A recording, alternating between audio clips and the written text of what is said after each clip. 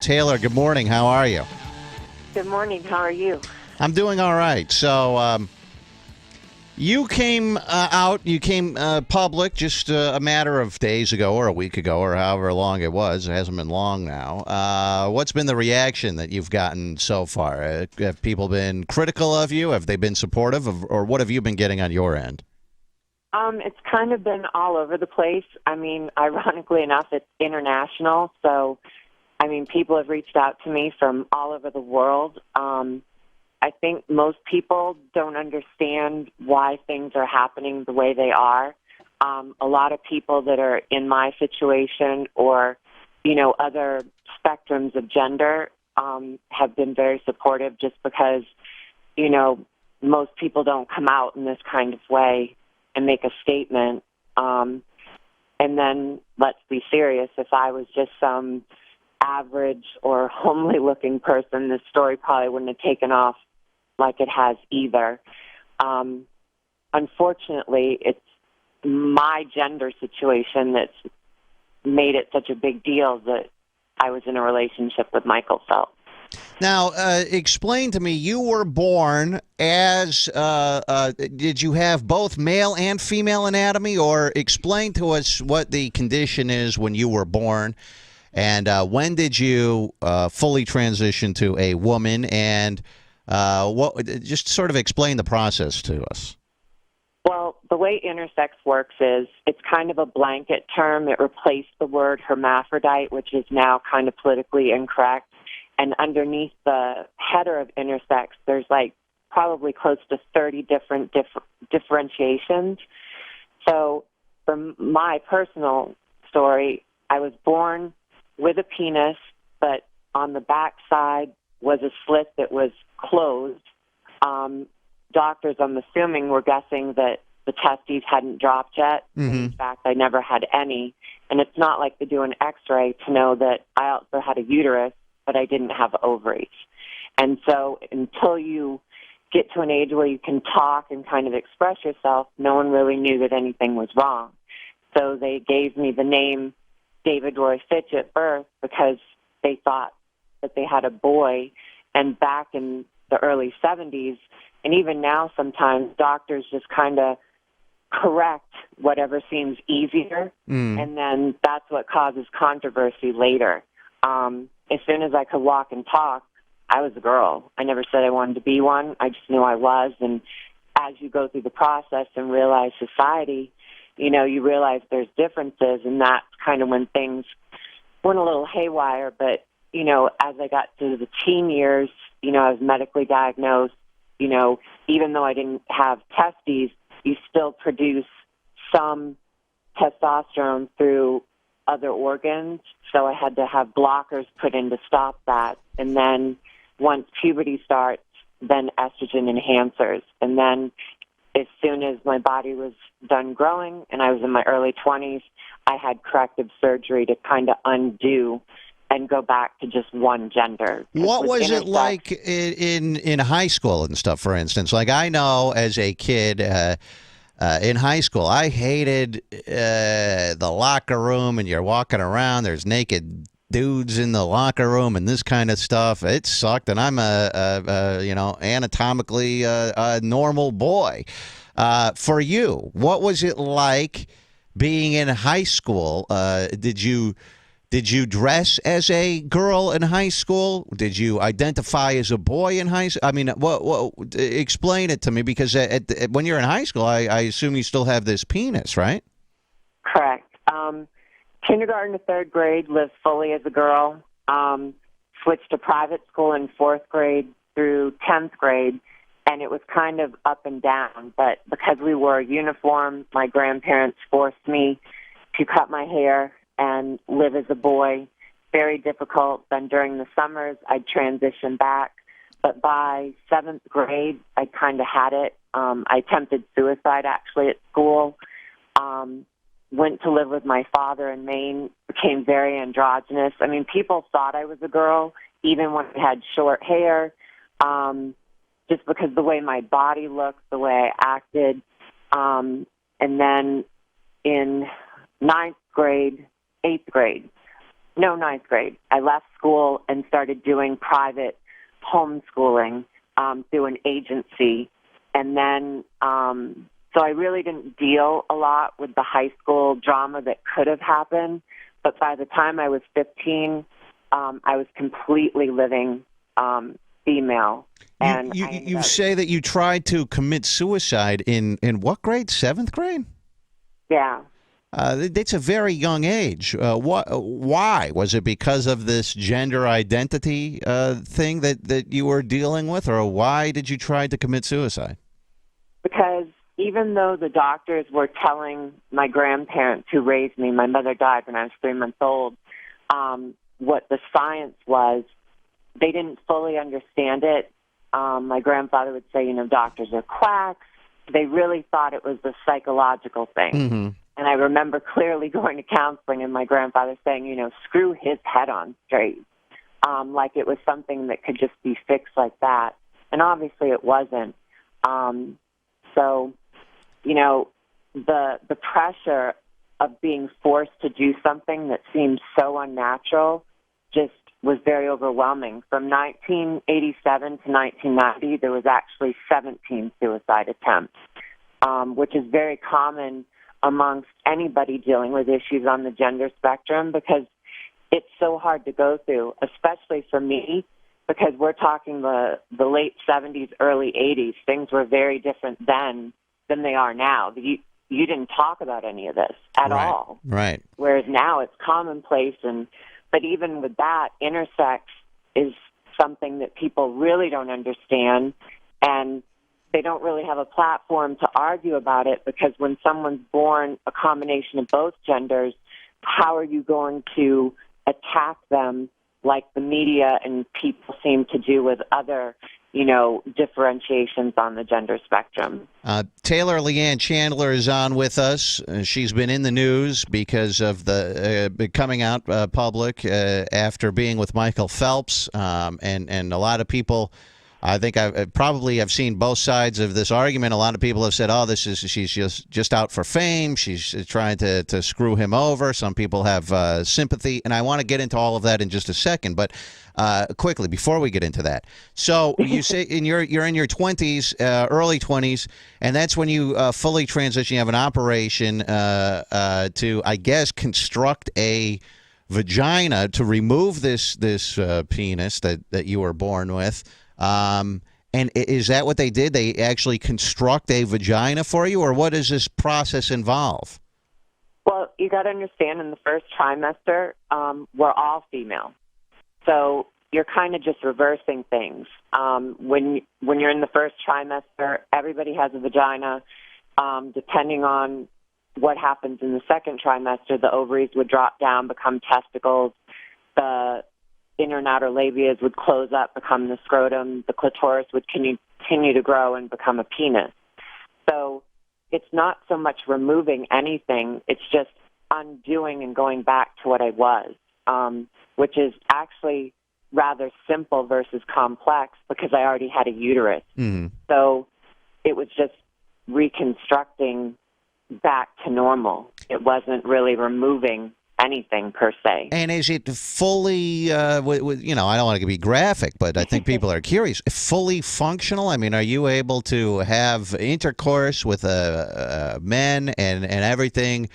For instance, Talor, if I were to sleep with you today, would I have any idea that you used to have a penis, or would I assume everything was that way from the get-go? You would assume everything was that way from the get-go. You got to remember, I've never told anyone. My exes didn't know. Most of my girlfriends didn't know. Not that I slept with them. They were just friends. Yeah. But this wasn't something I talked about at all. So, how did you meet Michael Phelps? He pursued me on Tinder. He wasn't even in my age group of what I had set up on Tinder, but somehow if someone likes you, they kind of sneak them in. And obviously I recognized him because my father's a jockey, so I noticed he was at a horse track, the Preakness. It stuck out very clearly to me. And we actually connected in August and then started talking on Tinder, but our schedules were crazy. He was finishing up, I don't remember whether it was the Santa Clarita Grand Prix or the one in Arizona, and I was traveling, doing conferencing with HIPAA and social and ethics media training related to interpreting. So in the beginning, it was just kind of a scheduling conflict.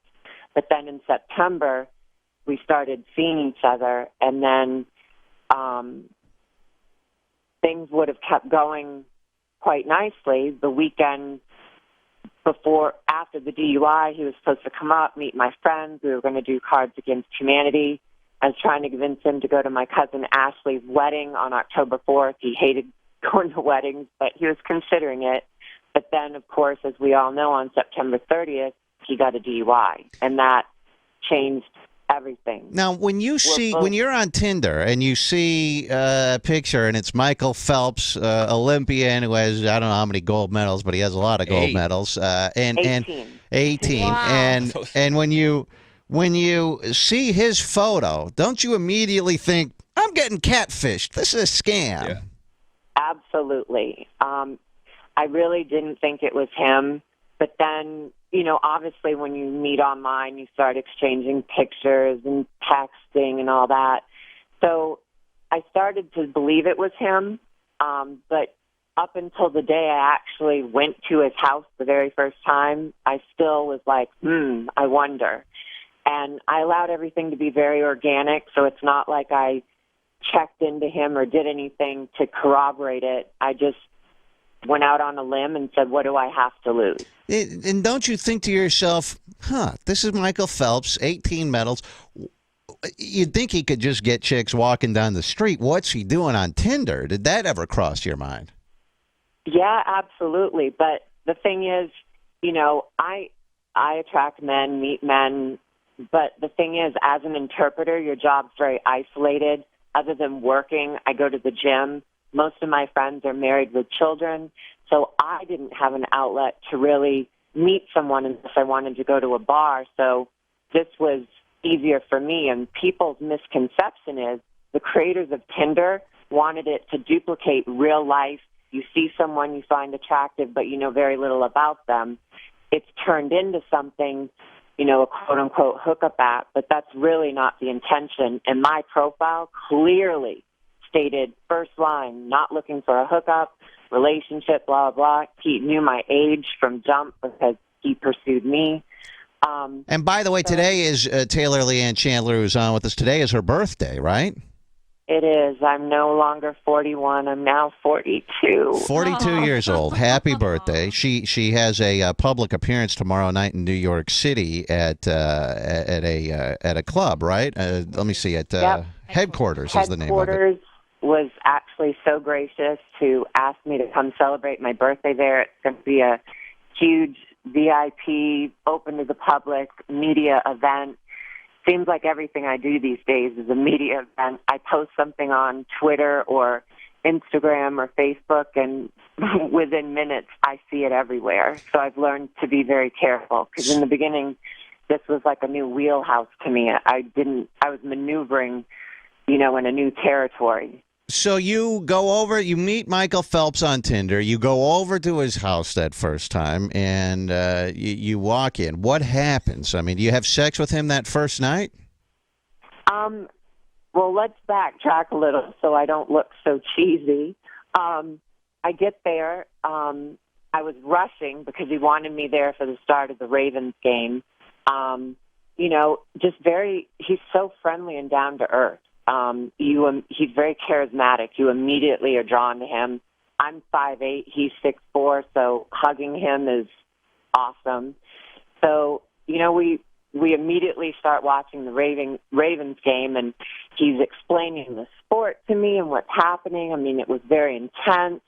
During the game, he's texting Ray Rice, Ray Lewis, and we're laughing about things. And, he was betting on the games. There was 2 other games that day, too. So, he needed a certain spread. And, we did win that day, but it was right down to the wire. If I remember, it was like 23-24, 21-20. It was close. And at the end, it's so funny. We're on the love sack, which is like this big, huge beanbag thing, and he gets up like on his feet, squatting like he's going to jump. He's so into it, and I mean, it was just awesome. I learned more about football that day than ever, and now, of course, I'm a Baltimore Ravens fan. Whether I'm in town, out of town, at a conference, I have the Bleacher Report on. I'm following the game. You know, I love it. I heard that he made a move. He made a move at halftime, and that's when he had sex. With. At halftime right is at when halftime, he made his move. Yeah. Is that what you read, Dieter? Actually, I've read that, but actually that is one of the things that's being misreported in the news. During halftime, we were looking at Instagram profile for someone, Fuck Jerry, which is just funny memes and jokes, and we're laughing. And then we started looking at Jimmy Fallon videos because he'd never seen the one with J-Lo, Tiny Pants. Then he shows me the one with Justin Timberlake, hashtag. I mean, we were just laughing. Like, it was hilarious. And he keeps his house like an ice box. And I'm still dealing with my Florida blood.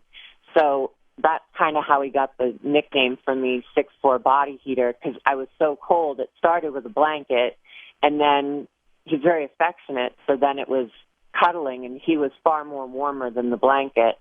And then after halftime, the game came back on, and we went back into the game. It wasn't until probably hours after the game that, you know, things kind of got, you know, passionate. The breaststroke. One thing leads to another, and before you know it, you guys are going at it.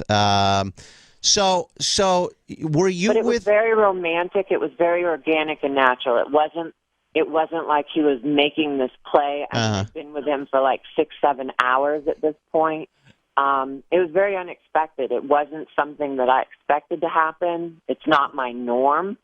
But I love how women think they're totally opposite of guys. Like a guy goes, look, a guy only invites a girl over for one thing. That's pretty much to have sex. But girls are like, I don't know. I didn't expect it. Who knew? And then they ask you, were you planning that? No, honey. I just wanted to hang out and watch football with you, but you don't even know the sport. So were you with him on this night of this DUI that he got? Yes, but this is the way it's being spun. I was literally with him the night of the DUI. The DUI happened at 1:40 a.m. on September 30th. I wasn't with him on the 29th at Horseshoe in the car when he actually got the DUI. I was there later that day, actually evening, but you know, they're not lying, but they're reporting saying I was with him the night of the DUI. I was with him the night the DUI happened, but I wasn't with him when it actually happened. But, of course, it sells more papers and it sounds more sensational to say that I was with him the night of the DUI, which everybody then assumes, you know, I was shotgun in the Range Rover, you know, allowing him to put his life in jeopardy, and that just wasn't the case. All right. So what motivated you to come out, tell your story, how you were born with a penis? You post this on Facebook. Did you tell this to Michael Phelps in advance? And what prompted you to come out publicly? I am so happy you asked that, because this is me getting to say it. It's not an article written about me. After that, the night of September 30th, when I left his house, obviously media outlets were everywhere because everybody wanted to see him, try to get him to make a statement. You know, his agents and lawyers and family had been in and out of the house all day. So Debbie, Hillary, and Whitney were there when I got there. So he was like, you know, can you give me like 45 minutes and then I'll be free? So I went across the street to Plug Uglies, had a glass of wine. So at that point, the media was aware of seeing me get out of my car, go to his house, and leaving his house, going to Plug Uglies. So that night, somehow between all of that, they figured out my name. And so within a matter of a day or two, an article came out saying that Talor Lianne Chandler was with Michael Phelps the night of the DUI. Then the next article was Talor Lianne Chandler revealed as Michael Phelps' cougar girlfriend. And that's when you learn the reality of social media, and pictures that I'd forgotten about, things I'd forgotten I'd posted were just everywhere. And while I was at Plug Uglies, I was on Wi-Fi, not theirs because they told me it was weak. It was R&R Hair Studio. And the reason that there is a forensic report on my phone that everybody has criticized me about is we were trying to find out how they got the information they got. Because it's not like Michael or I gave any of the media text messages or personal photos. So from doing the forensic report, while I was on public Wi-Fi, my phone was infiltrated.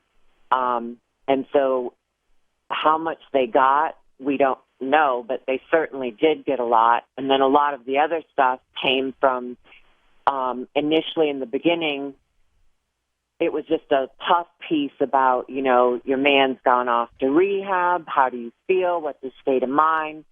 And being new to the game, feeling alone. The first 48 hours after this happened was just crazy. In a moment of weakness, I spoke with Radar Online, but it was nothing about me. It was all about supporting him.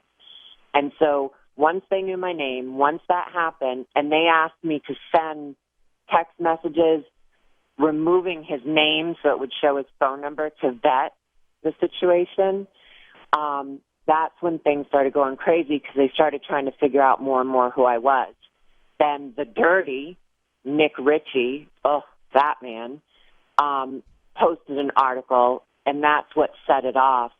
Michael Phelps beat girlfriend. And believe it or not, supposedly beat is somewhat of a in-between compliment, non-compliment, meaning, my face, I don't know, it's hard to explain.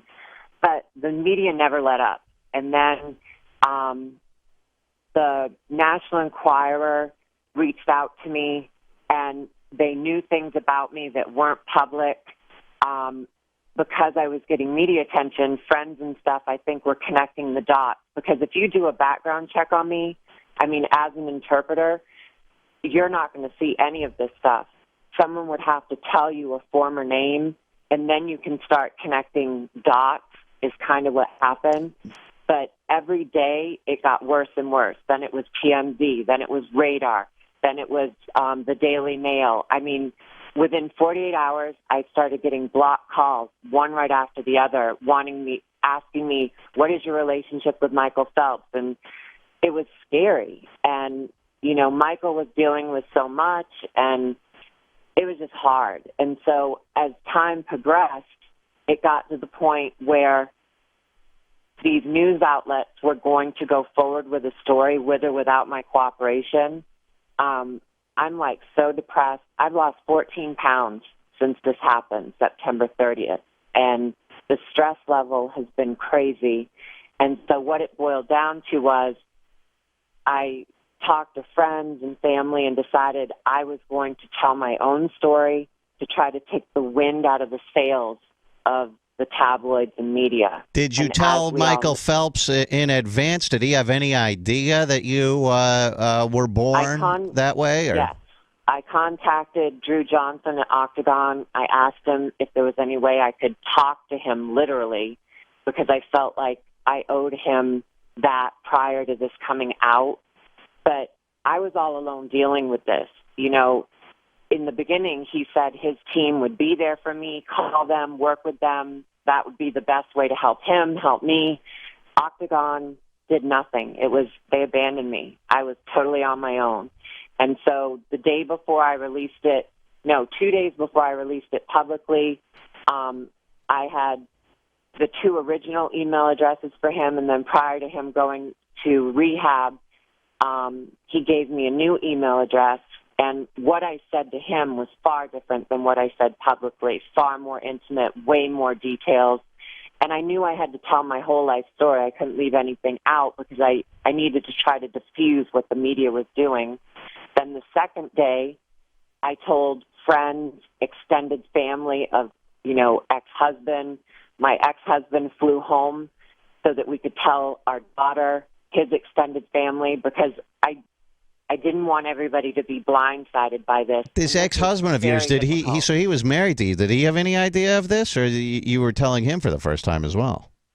I was not telling him for the first time. I've known my ex-husband since third grade, but we reconnected years later on Facebook, and he didn't know who I was then, because after my car accident, my facial reconstruction, I looked different. But we talked about it once, and that was the end of it. We never talked about it again. But do you think that Michael Phelps is very angry that this has come out? This could be embarrassing, I guess, for a man to go, oh, I slept with someone who was born with a penis, right or wrong, and people can pass their own judgment on that. But some men could be embarrassed by that. But see, it really shouldn't be that way. Intersex is really, it's really nothing like that. I mean, you're literally born any combination of both genders. You could actually be both genders completely functional. It's really up to you because your brain differentiates in the beginning way before any of the physical characteristics come along, so you know who you are. So I don't see it that way. That's why I've never told people. Once I was corrected, I don't even think I thought of myself as intersex anymore.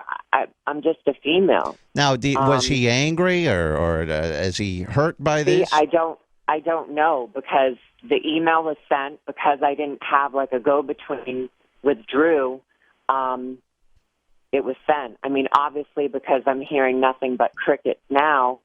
I'm not assuming he's happy, but knowing him the way I do, I think he's more upset about the public interest versus my backstory. Well, Talor Lianne Chandler, today is her birthday. She has her first public appearance at headquarters on West 38th, New York City, tomorrow night.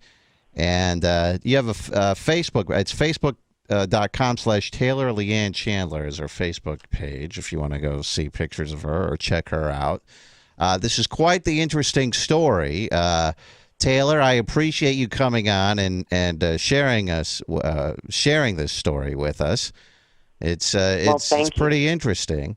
And if you would like to, 30 seconds, what's something that you would want people to know? Because a lot of people say, look, she's just out for the fame. She's a media whore. She just wants attention. If you have 30 seconds to make a last statement about yourself and the situation, what would it be, Talor? Michael Phelps got a DUI on September 30th. His actions are what thrust me into the public eye. I have kept quiet for 7 weeks until there was no way to keep quiet. I needed to tell my story so that it wasn't purported any worse than it was. Obviously, that failed. I never called myself his girlfriend. That was a moniker put on me by the press. We were in a relationship. A lot of what's been reported is lies and untruths. They've shared a lot of things saying I love him and all this. These are things I didn't say. They've gone really in-depth into our sex life. I never did that either publicly. They've made a big deal about pictures of us together, of him. Those are private at this point. Why would I share any of that? People just have a very big misunderstanding. I didn't want any of this. My life depended on privacy, and that was taken from me. This was truly forced upon me, and now I'm trying to do my best to change the narrative away from him back to intersex and dealing with my story to try to make this something good and help people wherever they fall on the gender spectrum to go forward and people to have an understanding so that we're not making this a news story in the beginning, regardless of who someone is sleeping with or dating. Now, you say, last question, you mentioned earlier Michael Phelps is 6'4". You know what they say about tall guys, Talor. Does that ring true? Is Michael Phelps well endowed? Michael Phelps is a very blessed man, and he's wonderful in every way. All right. Talor Lianne Chandler, thank you so much for coming on the show. I appreciate it. Thank you, guys. My pleasure.